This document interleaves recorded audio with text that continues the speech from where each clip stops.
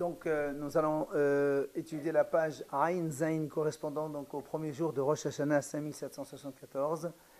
Nous étions donc à Ain Zain de Psahim et ligne numéro 5. Alors, la Gemara dit les membres de Chol Humemoïd Ato. Alors, on avait prouvé que de la même façon que dans la Mishnah, on a vu qu'il y avait 5 choses qu'on pouvait amener Betum'a, c'est-à-dire même que les bénisraëls sont impurs, on les amenait quand même, mais on ne les mange pas. Alors la Mishnah elle a dit c'était le Homer, le Shté al-Lehem, les 2 pains de Shavuot, l'Ehm Panim, les 12 pains donc de tous les Shabbats, Zefresh al-Metzibour, donc la chemin de public, et Saïdat al-Chodashim, et les céréales de Rosh Chodesh.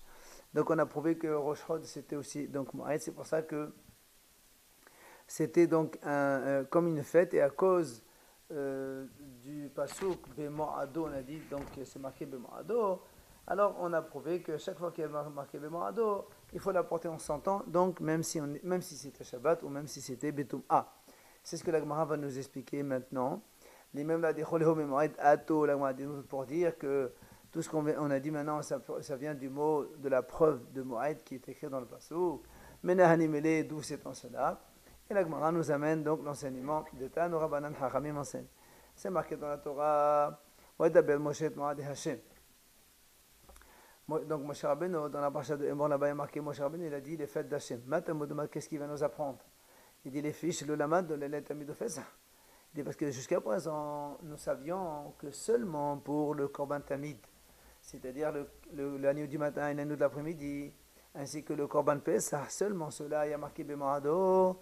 C'est pour ça que les Haramim ont déduit Bemorado fait le Beshabbat, Bemorado fait le Betum'a. Donc ça prouve que même si c'est Shabbat, on doit faire quand même le sacrifice quotidien.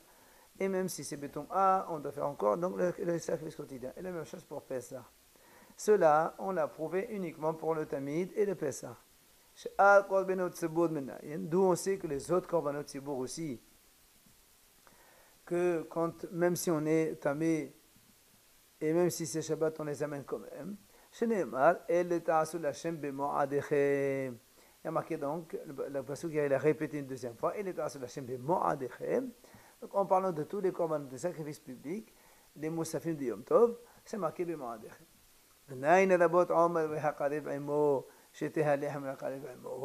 D'où on sait que le Homer aussi, avec ce qu'on amène avec le Homer, ainsi que les Shté Alehem, les 2 pains de Shavuot avec les sacrifices du jour, d'où on sait que cela aussi, ça repousse Shabbat et aussi Tum'a. C'est donc le pasuk qu'on vient d'amener maintenant. Moshe Rabbeinu, il a enseigné les Mo'adei Hashem et la Gemara répond donc le Mo'ed, ça veut dire il faut le faire pour tous les korbanot collectifs, même si on est en Tum'a, même si c'est Shabbat. Alors la Gemara dit et pourquoi on a besoin de tout cela? Pourquoi tu as besoin de Mo'ado dans Tamid, dans Pesach, dans les Korbanot Tzibour, après dans Shté Alehem, les Omer?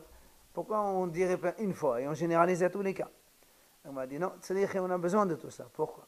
Si la Torah écrit dans Tamid seulement que celui-là, on peut l'amener Betum'a et Shabbat. J'aurais dit, le Tamid, c'est sûr qu'il faut l'amener Shabbat et même Betum'a parce que chacun t'a dit Khalid. Parce que le Tamid c'est tous les jours. Et en plus, c'est Korban Ola qui est entièrement réservé à Hachem. Mais Pesach, qui n'est pas tous les jours et qui n'est pas Ola pour Hachem, puisque c'est donc pour manger pour les bénis Israël, là, j'aurais dit non. Si c'est Shabbat ou Tum'a, on n'amène pas. Kamash Malan, c'est pour ça qu'il y a marqué Bemoado. Maintenant, si la Torah nous écrit Bemoado à propos de Pesach seulement, moi j'aurais dit, tu sais pourquoi Pesach, on a le droit de l'amener Shabbat ou même Betum'a, parce que Pesach, c'est Uranush Karet. Parce que si on n'amène pas le Pesach, il y a des sanctions de karet. Aval, mais Tamid, Enanush, karet, et Mala. Mais dans le Korban Tamid, si on n'amène pas le Korban Tamid, il n'y a pas de sanction karet. J'aurais dit, c'est pas Shabbat ou Tum'a, on ne les fait pas. C'est pour ça qu'on a eu besoin de Bemoado dans le Tamid aussi. Kamash Malan. Maintenant, ici maintenant la Torah nous enseigne ces 2 cas, le Tamid et Pesach. J'aurais pas déduit les autres. Pourquoi? Mais j'aurais dit. Il n'y a que ces 2-là qui ont quand même un côté sévère. C'est quoi? Le Tamid, comme on a dit tout à l'heure, qui est quotidien et qui est Ola Khalid pour Hachem, c'est-à-dire entièrement pour Hachem. Le Pessah, il a aussi un côté sévère que lui, si on ne le fait pas, il y a karet. C'est pour ça, ces deux-là, chacun avec son point important, eh bien, on les fait même Shabbat, même Tum'a. Mais Abba, chez Al-Qurban Tzibour, mais les autres sacrifices que donc Tzibour, les Moussafim et les autres, qu'il n'y a pas de karet, il n'y a pas de Tadir. Donc, Emal, j'aurais dit non. C'est pour ça qu'on a besoin d'un autre pasuk b'mo'adechem. Maintenant, veillez qu'Atam Hamana il est à Hashem b'mo'adechem seulement. Et bien, haba amina, sh'al qol min tzibur haba in chaper. אבל עומד אצלם, דמי לכפר, תביען מנינו לקמה שמלן. Maintenant, si la Torah nous écrit et le Torah sur la chaîne de Moadechem, j'aurais dit, d'accord, les autres, comme le Tzibour, les Moussafi, donc, comme ils viennent pour les chaper, pour pardonner les fautes d'Israël, c'est pour ça que même si c'est Tum'a ou si c'est Shabbat, on les amène quand même. Mais le Omer, que eux, ils ne viennent pas pour pardonner quoi que ce soit. Le Omer, il vient pour autoriser, permettre le bénéfice de manger la nouvelle récolte. Aussi. Alors dans ces cas-là, comme ils ne viennent que pour autoriser la consommation d'Israël, j'aurais dit cela. Si c'est Shabbat ou Tum'a, on ne les amène pas.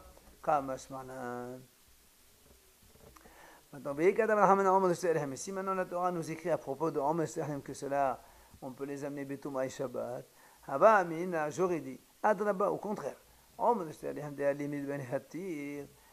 Au contraire, c'est ça le point fort du Omer, puisqu'ils ont la force d'autoriser les bénis Israël à la consommation donc de la récolte, de la nouvelle récolte.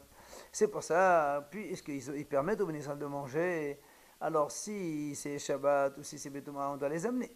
Aval hinach, les autres korbanot, qui n'ont aucune conséquence sur l'âme Israël, j'aurais dit là, on ne les amène pas Betum'a Shabbat. Kamash malan que oui. Sfadoua, nous enseigne que selon tout le monde, il dit, tout le monde, tous les hachamim sont d'accord que Tu'ma dehouya betzibur. Ça veut dire quand il y a un problème d'impureté, ça repousse et on fait quand même le korban. Et quand on dit, en fait, maintenant la Gemara va nous faire la différence entre Tu'ma dehouya et Tu'ma hutra. Tu'ma dehouya, ça veut dire qu'on l'a toléré. On l'a toléré. Par contre, Tu'ma hutra, ça veut dire qu'elle est permise complètement. Alors il dit, en vérité, on la repousse, c'est-à-dire dans la mesure du possible, si on peut faire Betahora, on fait. Et s'il y a impossibilité, on fait Betoma. Alors que l'autre, il dit non, Tuma Hutra, c'est-à-dire donc, quand c'est permis, on permet tout. Alors il dit non, selon tout le monde, Tuma est repoussé. Si c'est en plus, vu qu'on va apporter un korban Betoma, on a besoin du tzitz pour les ratzot pardonner cette situation-là. Parce que la Gemara dit, le seul qui dit que la Touma est permise et non pas tolérée, c'est Rabbi Yehuda. Où tu as vu ça? La Gemara nous ramène ici, Détania. La Breta dit, tzitz, le fronteau que le Kohen Gadol porte, Rabbi Shimon dit que le fronteau se trouve sur le front du Kohen Gadol ou pas, dans tous les cas, il pardonne. Il vient Rabbi Yehuda et dit non, Omer, Ode al Misho Merase, et non Ode al Misho, et non Merase. Rabbi Yehuda dit non, monsieur. Seulement quand le fronteau, il est sur le front du Kohen Gadol, il est bien posé sur son front, là, dans ces cas-là, il pardonne. Mais s'il n'est pas sur le front du Kohen Gadol, il ne pardonne pas. Alors, Amalo Rabbi Shimon, il vient Rabbi Shimon, il dit à Rabbi Yehuda, comment? Kohen Gadol Yom Kippurim Yochiyah. Il dit, regarde, à Kippo, quand le Kohen Gadol il rentre dans le Kodesh HaKodashim et fait les sacrifices là-bas, et les Ektoret, et les aspersions, tout cela, dans le Kodesh HaKodashim et dans le Kodesh, il n'a pas de tzitz. Et pourtant, il me l'a fait. Alors il a dit, Rabbi Da, il dit, c'est pas pareil. Kippo, ça veut dire que la Touma, elle est permise complètement. Si le jour de Kippo, on est obligé de faire le service. Et donc, comme la Touma est permise, on n'a plus besoin de tzitz pour pardonner. Parce qu'elle est permise complètement. Ah, la Gemara dit Miklal, de Rabbi Shimon, ça va, Touma dehouya hibisibu. Donc, Rabbi Shimon, lui, il pense que Touma est dehouya, n'est pas hutra, puisqu'il a besoin du tzitz. Maintenant, la Gemara dit, donc, deuxième supposition. Il dit, tout le monde pense que le tzitz, il ne pardonne pas sur les achilot. C'est-à-dire que même si on dit que le tzitz pardonne quand on amène un korban betum'a, ben, ça ne permet pas de manger ces corbanotes qui sont tamés. Et le seul qui pense que le tzitz il pardonne même sur ça, c'est Rabbi Eliezer. Et la Gemara va nous montrer où c'est. Le tzitz il pardonne sur les achilot. Même si les corbanotes donc, ils sont venus tamés, eh bien, le tzitz il pardonne sur le fait de manger ces corbanotes-là. Et Rabbi aussi il dit non, là, le tzitz n'est pas menacé à l'achilot. Maintenant, la Gemara, elle essaie de nous trouver que notre Mishnah, qu'on a dit Omer ushte alechem, on les amène bitoma avec les trois autres choses. Et la Gemara dit Nima matetin de laquelle Rabbi Yoshua. Est-ce que la Mishnah elle ne marche pas comme Rabbi Yoshua? Alors, on va d'abord expliquer quel est l'avis de Rabbi Yoshua et après on revient sur la question comment notre Mishnah n'est pas comme Rabbi Yoshua. La Gemara rapporte d'Etania, c'est marqué dans la Tosefta de Zvahim. La Torah dit tu feras tes korban ola, la viande et le sang. Rabbi Yoshua Omer, il vient Rabbi Yoshua dit attention, im endam en basar, im en basar endam. Comme la Torah elle a mis habbasa vehadam ensemble, si l'un des deux n'est pas là où soit il est tamé ou soit il est perdu ou autre, par exemple si le sang il est devenu tamé, on n'amène pas la viande. Si la viande elle est tamée, eh bien on n'asperge pas le sang. Ça c'est Rabbi Yoshua. Rabbi Eliezer Omer, non, pas comme ça. Dam afa peshin basa. Il dit même si la viande elle est devenue tamée, on asperge quand même le sang. Voilà donc le point sur lequel Rabbi Eliezer n'est pas d'accord avec Rabbi Yoshua. Pourquoi? Il dit Rabbi Eliezer parce que c'est marqué dans la Torah Sheneemar, Vedam separech haishafer. La Torah dit Vedam separech haishafer. Le sang de ton korban il sera versé. Mais donc de toute façon, même si la viande elle est impure, eh bien on fera quand même l'aspersion. Ah, là on m'a dit, mais comment tu fais alors? Mais qu'est-ce que tu fais avec le passage d'avant? On a vu qu'il y a marqué Bassar et Dam, la viande et le sang en même temps. Ah, il dit non, ça c'est pour apprendre autre chose. Le quoi? Le malach, Madame Besdeka, Bassar Besdeka, de la même façon que le sang on asperge, même la viande quand on va la mettre sur le mesbéach, sur donc le feu pour être donc brûlé, eh bien, Besdeka, il faut la lancer donc depuis la pente du mesbéach jusqu'à la ma'alacha, là où il y a le feu. Habe Omer, de là on apprend, il dit la Gemara, Lul Khatan Yesh Ben Keves Mesbéach. En fait, entre la pente et le mesbéach, il y a un petit espace vide. Donc, ce qui montre que pour le Kohanim, ils doivent lancer les morceaux de viande dans le feu. Alors, la Gemara maintenant pose une question à Rabbi Yoshua. Comment, toi, Rabbi Yoshua, tu dis que s'il n'y a pas de viande, ou la viande elle est impure, on ne peut pas asperger le sang? Voilà, la Torah dit quoi qu'il arrive. Amalach, il te dit non. Il a suivi du passo. C'est marqué Vedam Zevar Yeshaver, ça veut dire que quand est-ce qu'on verse? Seulement quand il y a la viande, tu peux la manger. Mais si la viande elle est tamée, tu ne verses pas le sang, tu n'asperges pas le sang.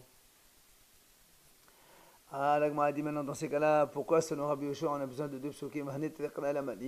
Pourquoi un et l'autre on a besoin de deux psukim pour montrer ce qu'il nous apprend, c'est-à-dire il faut obligatoirement le sang et la viande pour qu'on puisse les faire tous les deux. La manite, pourquoi deux psukim? Ah, la Gemara répond, un pour korban ola et un pour korban shamim. Et pourquoi on a besoin de deux? Il dit, on a quand même besoin. Pourquoi? Si c'était le pasuk dans korban ola seulement, qu'on te dit que s'il n'y a pas de sang, il n'y a pas de viande, et s'il n'y a pas de viande, il n'y a pas de sang, j'aurais dit, la ola qui est hamour, qui est sévère, parce qu'elle est tout entièrement pour Hashem Kalil. C'est pour ça, il faut obligatoirement le sang et la viande. Shamim de l'ahmir, mais les shamim qui ne sont pas sévères, puisque l'homme aussi il mange, et mal là, j'aurais dit non, c'est pas besoin. C'est pour ça qu'il t'a appris aussi dans le cas de shamim. Mais c'est la Torah maintenant, elle m'apprend dans shamim qu'il faut obligatoirement le sang et la viande. J'aurais dit au contraire. Le shamim où il y a deux qui mangent, il y a le béni Israël et Hachem. C'est pour ça qu'on est mahmir. Mais là où il n'y a que donc pour Hachem seulement, j'aurais dit on n'est pas sévère. C'est pour ça que Rabbi Yoshua a été obligé d'apprendre que même dans là, il faut s'il n'y a pas de sang, il n'y a pas de viande. S'il n'y a pas de viande, il n'y a pas de sang, il faut les deux.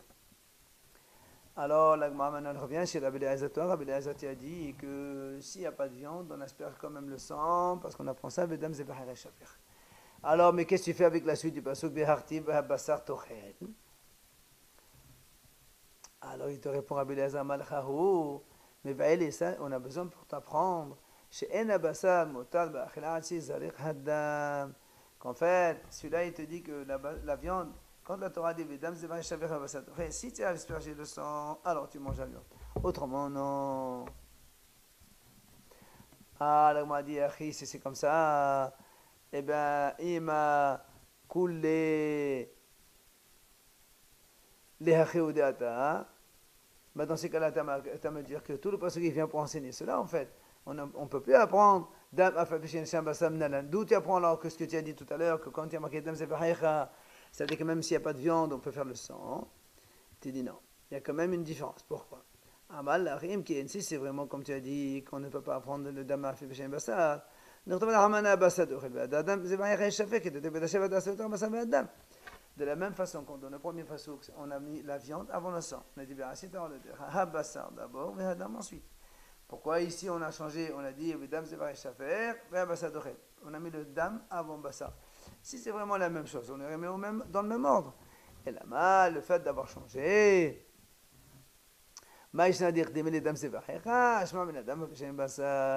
C'est pour t'apprendre justement les deux enseignements. Premièrement, que Dam Zefach le dam, même s'il n'y a pas la viande. Et t'apprends aussi, donc on ne peut manger la viande que si on a aspergé le sang. Maintenant, l'agma dit, et Rabbi Yoshua, d'où il apprend justement, d'où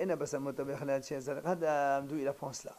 Puisque lui, il a dit que les deux psukim on a besoin pour dire que sans viande, il n'y a pas de sang, et sans sang, il n'y a pas de viande. Comment il apprend que la viande n'est permise que si on a aspergé d'abord? Si déjà,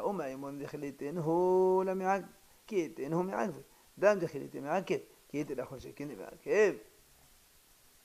Abishua te dit comme ça. On fait si déjà les hémorrhines, les graisses interdites, que quand ils n'y sont pas, il n'est pas mirakel.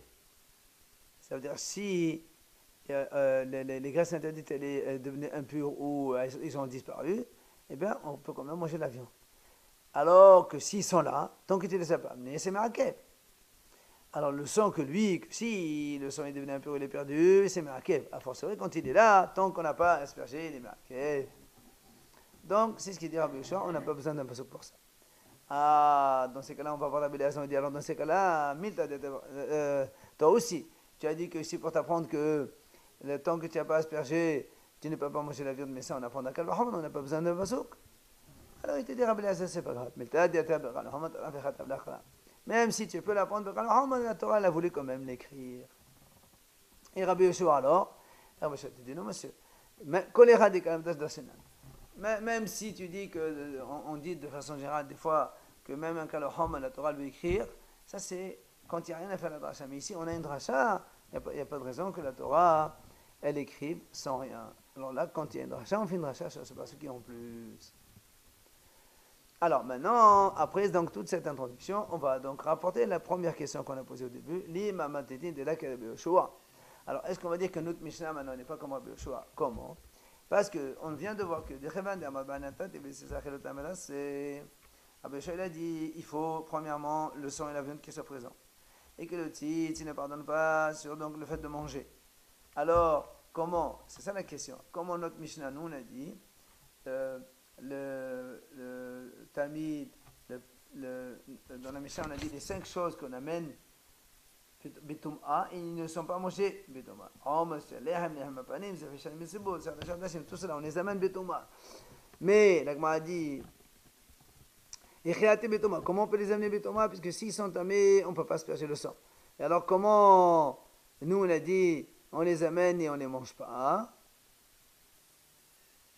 D'accord. Dans la Mishnah, on a dit on peut amener les korban Betum'a et on ne mange pas. Mais selon Rabbi Yoshua, si le korban est tamé, tu ne peux pas asperger le sang. Alors, la Gemara répond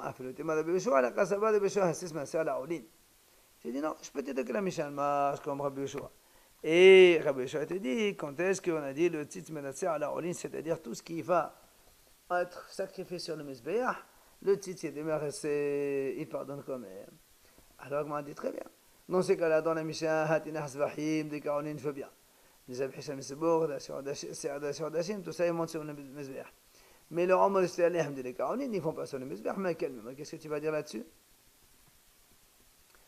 Amener la Gemara répond qu'Amad Rabbi Yoshua Nami de Bainan Tate Bezvahim. Il te dit non, quand est-ce que Rabbi Yoshua a dit qu'il exige les deux, dame et viande, c'est-à-dire l'un sans l'autre, on ne peut pas, il n'est pas valable. Si dans les Zvahim, dans les Menachot, on n'a pas besoin.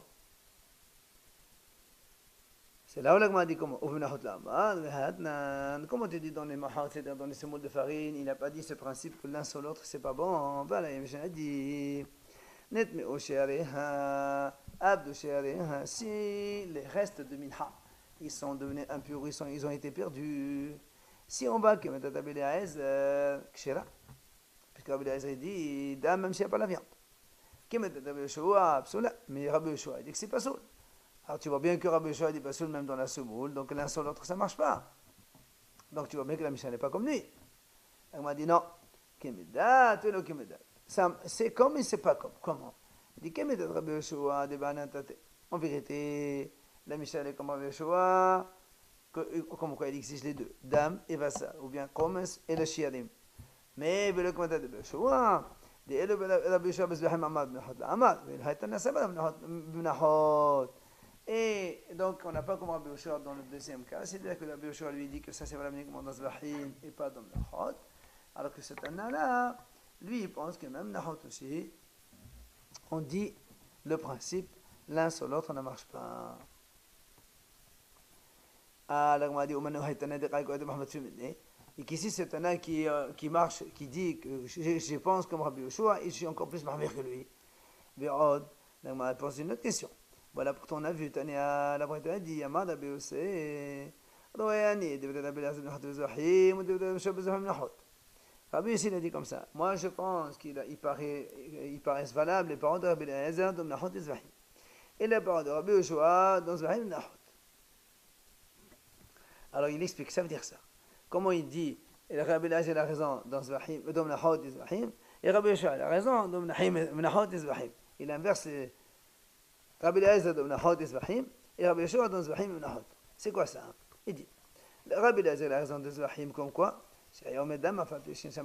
Donc dans le cas où, si même il n'y a pas la viande, on peut quand même asperger le sang, ça c'est dans Zvahim. Et par contre, Rabbi Eliezer, il a raison dans les Zvahim que lui il a dit par contre les deux sont indispensables. S'il n'y a pas de sang, il n'y a pas de viande, il n'y a pas de viande, il n'y a pas de sang. Après, comme ça, il dit, et après il dit, donc je pense comme Rabbi Eliezer a raison dans le Menachot, comme quoi, si il y a Chomes, même si les Shiram sont devenus impurs, on peut quand même faire le Chomes, le Shiram Mizbeach, alors que Rabbi Yoshua lui, il dit non, que s'il n'y a pas de Chomes, il n'y a pas de Shiram, mais s'il n'y a pas de Shiram, il n'y a pas de Chomes non plus. Donc tu vois bien que, ici on voit que le Tana Rabbi Yoshua, il a dit, comme Rabbi Yoshua, comme quoi, même dans les Menachot aussi, c'est pareil. C'est pour ça que l'Agma dit non. En vérité, le tzitz, il pardonne sur les rolines, ceux qui montent sur le Mizbeach, et même sur ce qui se mange. Et donc, on inclut aussi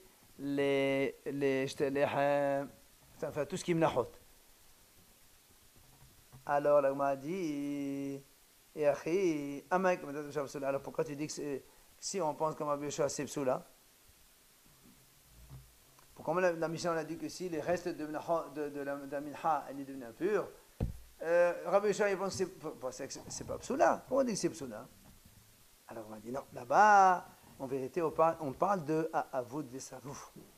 C'est parce que quand les shiari minha, ils sont perdus ou brûlés, là, il dit que c'est pas psoula.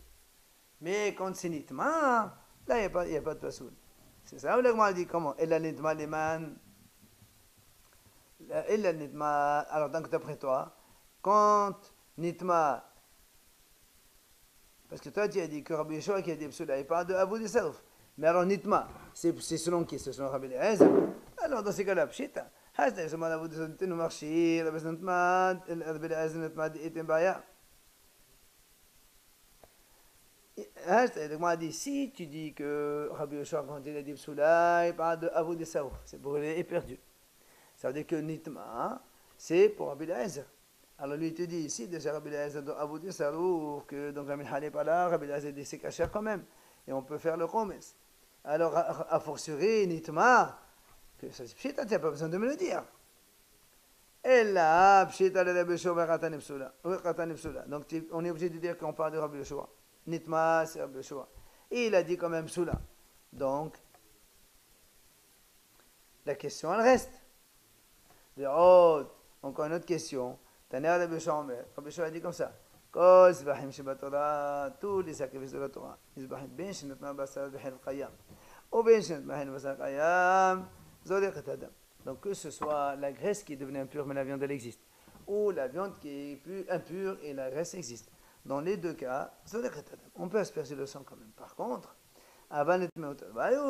là, mais si tous les deux sont tamés, la viande et le haleb, on ne peut pas asperger. Donc tu vois bien que Alma, tu vois bien que Rabbi Yeshua, c'est lui-même qui a dit ça, qui a enseigné ça dans cette braïta. Il n'y a pas de tzitz, c'est ni à la ni à la chilot. Pourtant ça va sur le misbéach. Elle la Gemara répond. Léolam Rabbi Yeshua hi matitin. La Misha allait comme Rabbi Yeshua en vérité. Maintenant, comment tu expliques la contradiction? On veut la cacher. Quand les khatila, quand les abad. Qui a mal Rabbi Yeshua les khatila? Quand est-ce que Rabbi Yeshua a dit Pesoula? C'est les khatila, c'est-à-dire. Quand est-ce que Rabbi Yeshua a dit que quand il faut la viande, il faut le sang obligatoirement, c'est les khatila. Mais dit abad, si malgré tout l'un des deux n'existe pas, il a fait, c'est caché sur Rabbi Yeshua. Alors, on m'a dit, où tu as vu que sur Rabbi Yeshua, il y a une différence quand l'un est des abad. Il dit voilà, c'est marqué. Détania, netma basad ou shenifsal ou shiasah, si la viande est devenue impure, elle est devenue pas soule, elle est sortie en dehors donc des frontières du Beth Amikdash, Rabbi Eliezer dit salaire, on asperge quand même le sang. Rabbi Yeshua dit non, il ne faut pas. Les khatila, on n'a pas le droit d'asperger le sang. Au modé Rabbi Yeshua, Shem Zalak, et donc Rabbi Yeshua dit Shem Zalak, donc tu vois bien que Bediabad, Rabbi Yeshua dit c'est bon. Alors, moi, pose une question, on dit ça, c'est pas une bonne, la réponse, elle n'est pas bonne. Pourquoi? Hada, Dipsoula, Diabad, quand Rabbi Yeshua dit Psoula, c'est même Bediabad. Et c'est pas les khatil, c'est Bediabad. Mais Véod, Hamishat Vaniba'in, les khatila, machin, dans la Mishnah, on dit il y a 5 choses qu'on amène du Tum'a, on parle bien des khatila. Et là, la Gemara dit la Racha, Kan Bi'ahid, Kan B'Tzibour. C'est-à-dire, quand est-ce que Rabbi Yeshua dit qu'il faut les deux, c'est Bi'ahid. Mais B'Tzibour, même si la viande elle est impure, on peut asperger le sang B'Tzibour. Voilà.